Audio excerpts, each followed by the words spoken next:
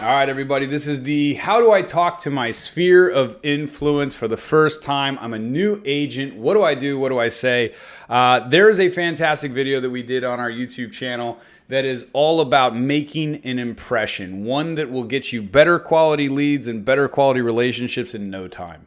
That video talks about the impression, but let's just assume for a second you've got a vibrant, positive energy. You're ready to go tackle the world. You're ready to reach out to your people. You want to talk to them about real estate, and you don't know what to do, and you don't want to sound like an inexperienced agent. You want to sound like the expert. Here's what I'll tell you. If you've spent a couple hours practicing this conversation of the market talk and understanding where they're coming from, then you've already put more time in real estate than they have, so you're the expert.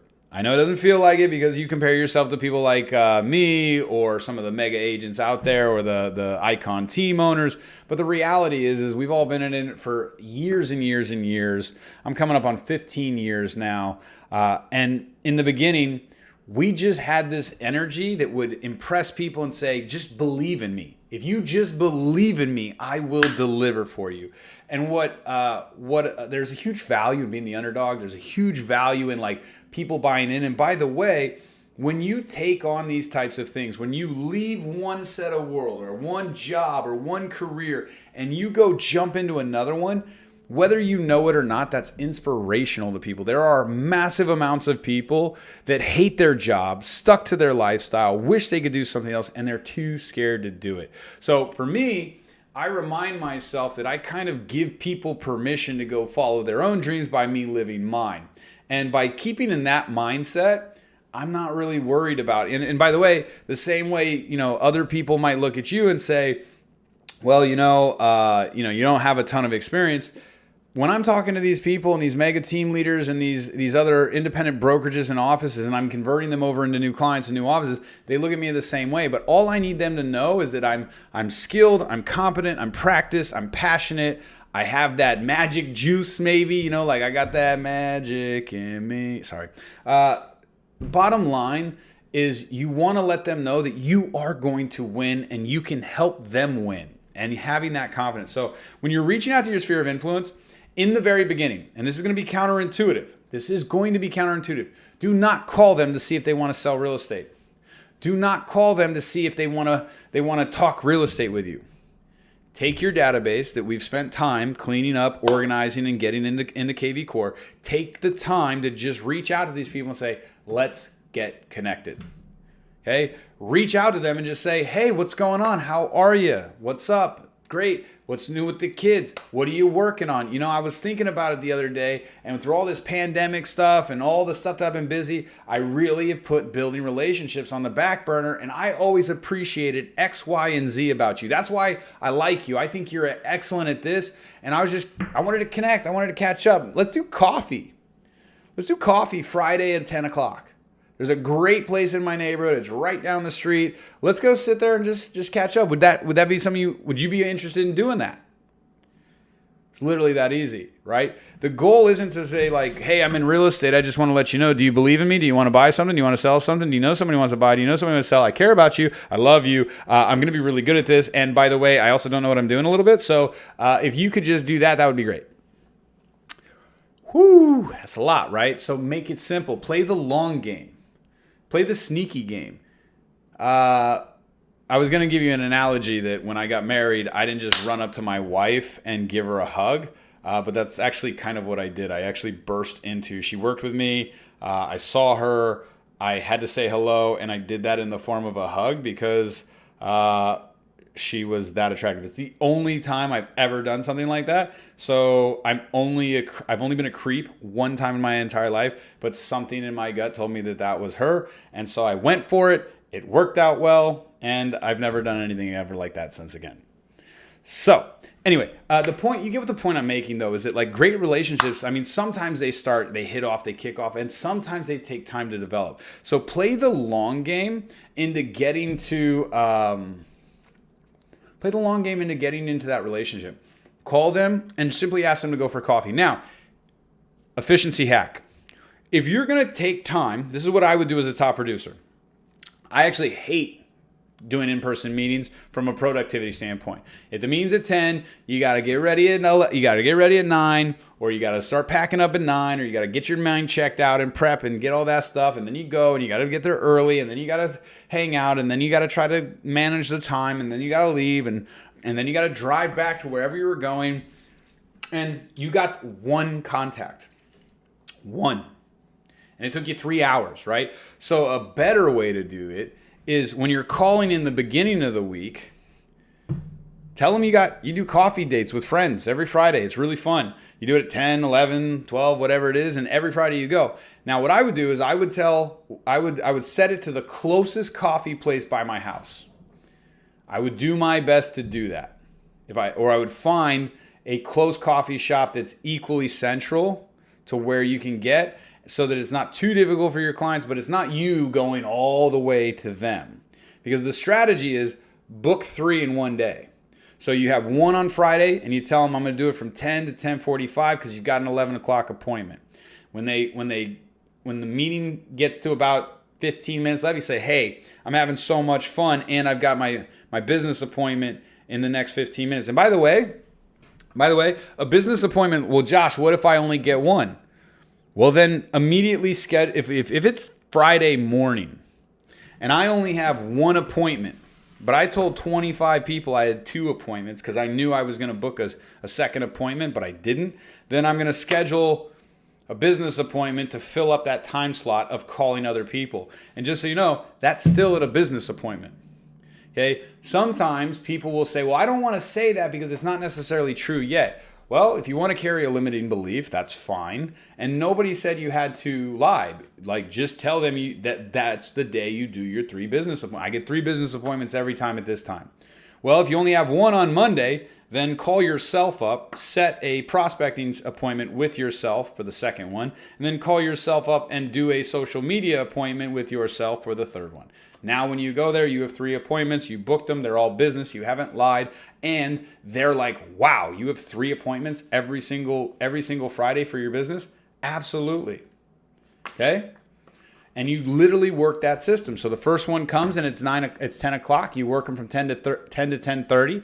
You say, man, my next appointment starts in half an hour. I've got hard close in 15 minutes. And it starts to go over a little bit, blah, blah, blah, blah, blah. You let them leave. You go to leave as well for your next appointment. And once they leave, you turn around and you go back to the appointment to get ready for your 11 o'clock.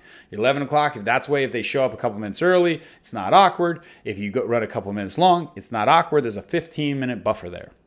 Okay? Then you do it again at 11 to 11:45. And you just say, I got my next appointment, Okay, and then you do the same thing. They leave, and then you leave, and then you come back. And the last one you do with your best prospect where you're going to have lunch, right? And by the way, that's going to get really expensive if you do that every single time. So, like if you buy coffee, lunch, like don't buy the coffee. What I would do is I would show up and I would have a jug of water. Be like, I'm really not drinking a ton of coffee. I don't want 4 cups of coffee, right? And I would just drink water. No, I'm all good. Can I buy you your coffee? Okay, that is an investment into the relationship. And I will buy somebody a cup of coffee all the time because they will remember that. And people don't like if somebody pays for something for you, they're like, I got you next time. So I like to buy them the cup of coffee, not because I want to offer them good service, because I want to remind them that I'm investing in them so that they have that little Josh invests in me. It's on the shoulder. By the way, if you're wondering what this shirt is, it's a Kobe Bryant shirt. I absolutely love Kobe's mindset. Obviously, he made his mistakes, but unlike a lot of people, he atoned for them, and then he went all hard on family and business, and he did some incredible things. Anyway, I digress. So when you reach out to these people, you do that, you block them in 3, and when you get there, you have a whole nother conversation. And the whole conversation when you get there is it's all about life. So I always try to start off. So now you've set 3 appointments. They're all at the right time. You're showing up with water so that you don't have to buy $12, $15, $20 worth of coffee drinks and be completely out of your mind and wired when you're there. And maybe you get a light snack for the lunch portion. And so you efficiently spend $10, $15 in your database to put a little bit of a chip that they go, oh, I got you next time. I'm looking to figure out a way to do something nice back for you. And the conversation when you have it, I always do my best to get to them first. I don't want them to ask me what's been going on in my world.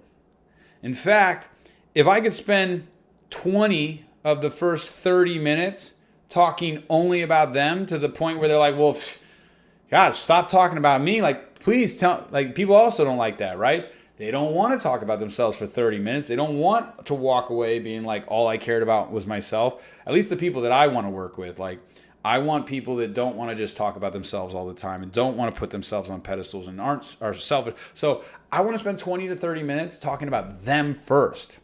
In fact, if I only get 5 to 10 minutes in this first meeting, I'm excited because I want them to know it's about them. It's not about me. I need to connect with them. I need to build relationships with them. I'm here to help them with their goals.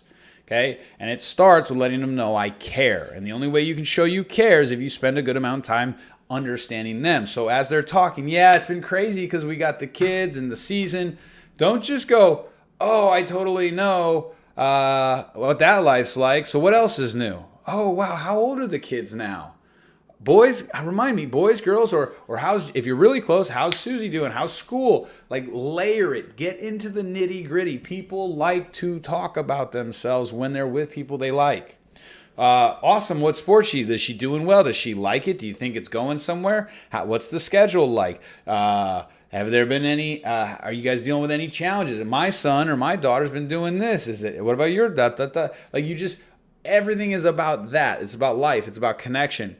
And then, then it transitions into goals or dreams or, hey, you guys got any vacations coming up? You got any of this? You got this? You got this? Like, just talk about them. Talk about their life. Talk about all the things that are important to you, but ask them about them. And take mental note and listen to them. And when they say something like, life's been really good, that's awesome. It sounds interesting. Tell me more. What's the best part lately? Right? What are some of the challenges you guys have been dealing with? Man, this inflation is crazy. Man, I can't believe prices are going up. Man, blah, blah, blah, blah, blah, blah, blah, blah, blah. Okay, and the inflation, talk about that. I don't know anything about inflation, but I know if I ask somebody about it, I'd say, wow, that's not true. I don't know anything about inflation. I'm not an economic advisor. And I know that all I have to do is ask people, hey, have you seen the inflation? Have you eaten an Oreo lately? Half of the cream's gone, right? And people laugh. They're like, I know, man, right? Again, by the way, that's my personality and sound. Like, I want people to laugh. Because if they laugh and they're having a good time, they're gonna tell jokes. We're gonna get going. I'm gonna love it. They're gonna love it, and they're gonna.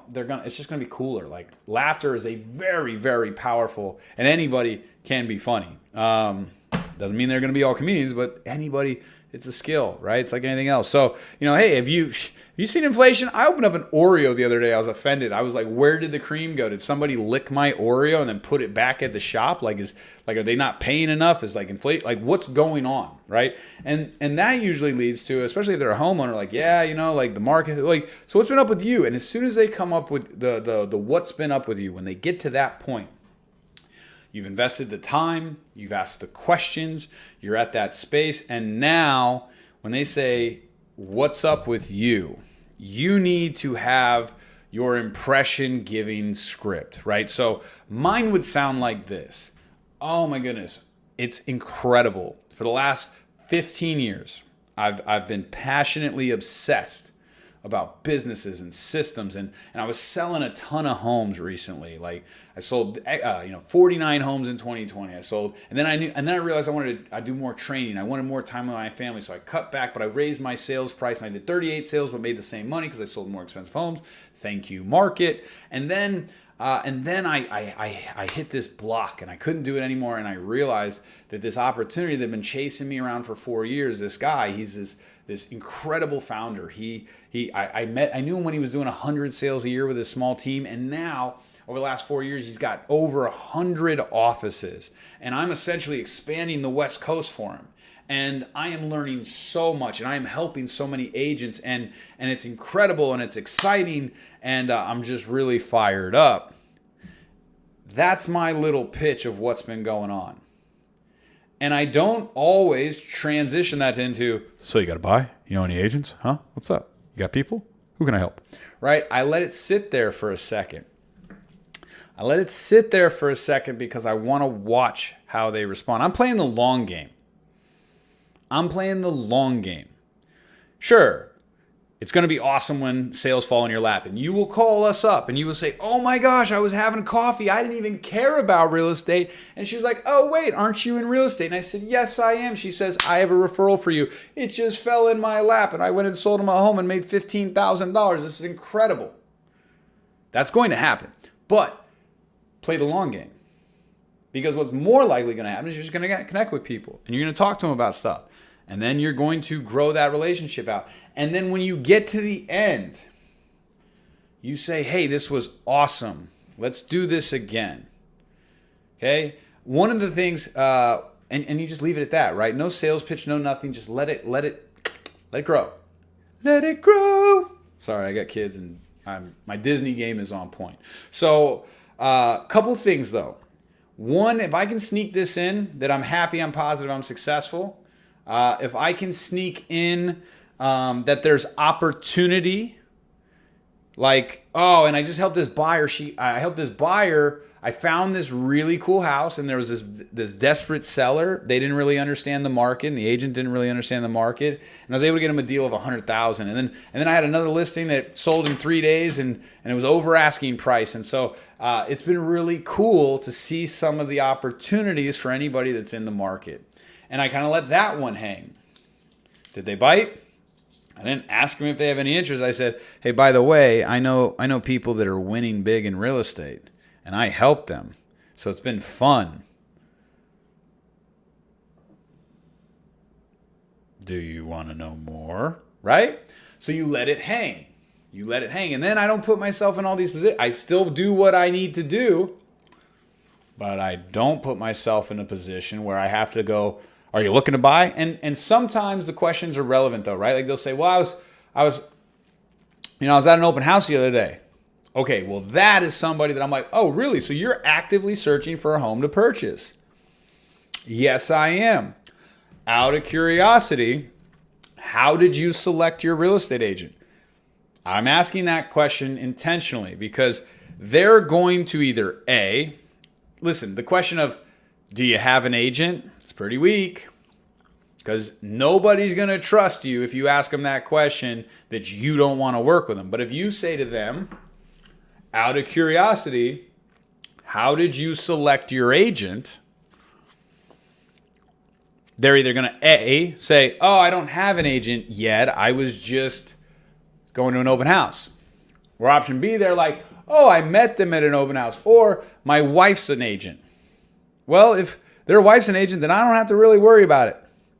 I mean, I'm not going to convince them that if they use me, they won't be sleeping on the couch. Let it go. On to the next one. No problem. That's awesome. Wait a minute. Who's your wife work for, though? What office is she at? You guys make money when you bring in opportunities, and all you have to do is say, get on the line with Josh Pono, and I'll go do all the converting, and you get paid. Easy breezy, and I will be very grateful for that. So when it comes to that, you say, hey, out of curiosity, how did you select your agent? That's how you handle the conversation. That's where you get to. For our new agent partners, when you get to somebody that's really interested, you set the appointment with us. Steve and I are actively committed to ensuring that you lock down every single opportunity. So when you get that person that's like, I'm actually looking to buy or sell, say, great, that's incredible. How'd you select your agent? We haven't selected our agent yet. Hey, I partnered up with one of the best owners in the entire country. If you want to say the second best or the fifth best or the 25th, or hey, I partnered up with the most average owner I've ever met. However you want to say it, just say it, right? But I'll tell you that if somebody asks me about where I'm at, it's important to help them understand the love and the passion and the energy I have, because that part is infectious. They want to be a part of it. And only great people are part of great companies. So I don't want to be a part of an average company. I don't want an average mentor. I don't want an average client. And so I'm not telling you to brag about me. What I'm saying is, when they meet me, they will have that impression, because I will make sure to deliver that impression, and then I will build you up on a pedestal to ensure that you get to a smooth closing. So why not take the best shot you can? Fantastic. I work with an incredible owner. He is very smart about the market. He's strategic about how he advises clients, and he helps us help our clients win. This guy knows how to find the deals. Let's set up a time on Zoom where we can all get together. He'll walk you through the market. I'll help plan find the home. If you love us, you can work with us. If not, I promise you, you'll be very, very well taken care of no matter who you go with.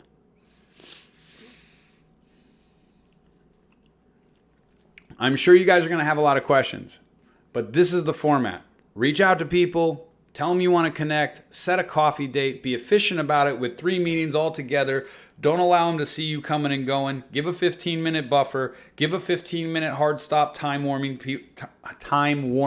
People will respect it. And if anybody comes up, divide them into the market conversation of, are they looking to buy? Are they looking to sell? Are they looking to invest? And ask them how they met their agent if they get really in, and set the appointment. Set the appointment for a buyer consultation. The format is connection, appointment, and in this case, secondary appointment. Now, down the road, it might just turn into a buyer consultation accidentally, but until we train you and get you squared away and show you how to deliver that, leverage the team, leverage the support you have, leverage the resources you're investing in, okay? Be well. Hope all this hits. And if you have any questions, bring them up to our next meeting. This is a perfect format for our group office meetings. Hey, I went out and did this. Tuesdays is our lead gen breakdown underwriting type of thing. I went out and did this, Josh, and I got this question, this question, this question. I don't know how to respond. I'll know the answer and I'll be able to show you. So if you have any questions, show up to our Tuesday meeting. Be well.